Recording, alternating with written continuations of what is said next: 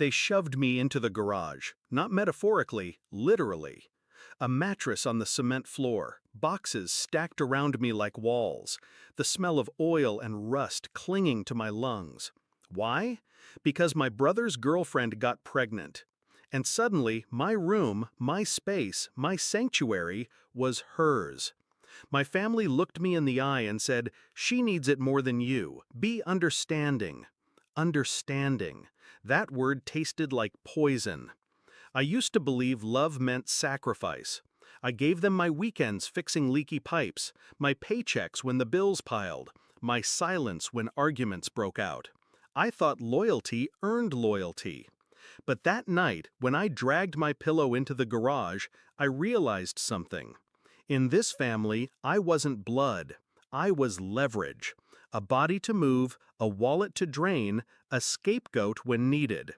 The betrayal came slowly, like water filling a glass. First, my mother's whispers, "She's family now, don't make this difficult." Then my father's glare when I hesitated, "Grow up, stop being selfish." Finally, my brother's smirk, arm wrapped around the girl who now slept in my bed. "You'll survive in the garage." That was the moment, the snap inside me.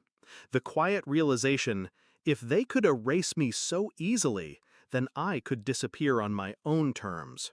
And I did. But leaving wasn't the revenge. No. Walking away was just the setup. My revenge began with silence. No fights, no begging. I went cold, a ghost under their roof. Ate little, spoke less, made myself forgettable. Then, one morning before the sun rose, I vanished. No note, no forwarding address, just absence. And that absence became my weapon. I had prepared. Months before, I rerouted my paycheck into a private account, moved important documents into a safe deposit box, packed essentials in the trunk of my car. They never noticed. I had always been invisible to them anyway. When I disappeared, I knew what would happen. They'd assume I'd crawl back, desperate.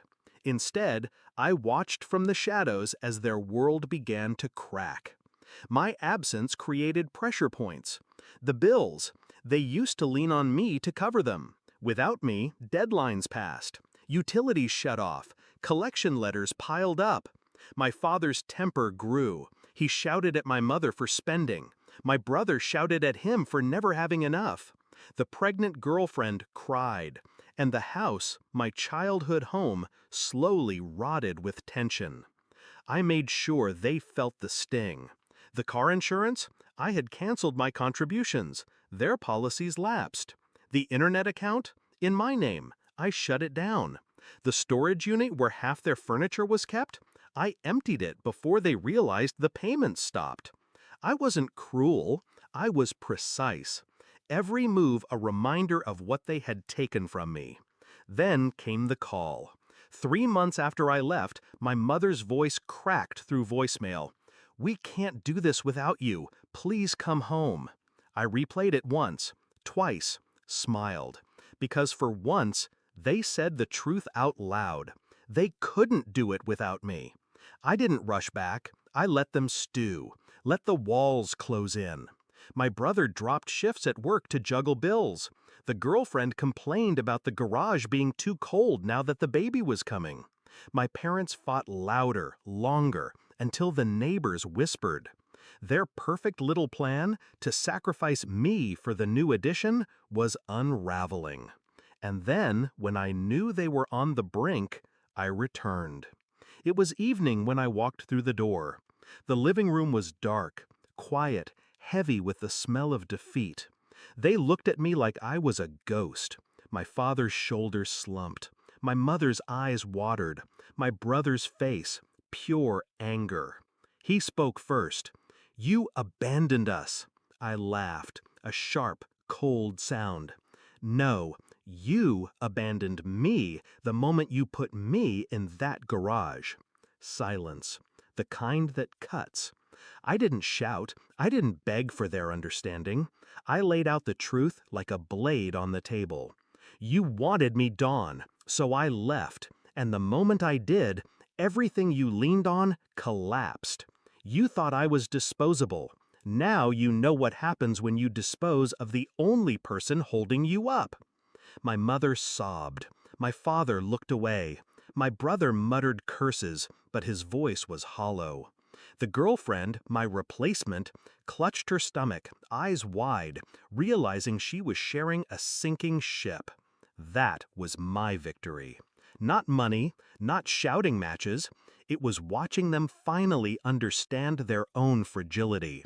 Because I didn't need to destroy them. All I had to do was leave them to themselves. I didn't stay. I didn't move back into the room that used to be mine. I wasn't interested in reclaiming scraps.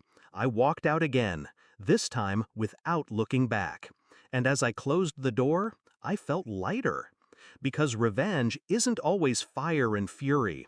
Sometimes it's silence, absence, and the slow collapse of those who thought they owned you.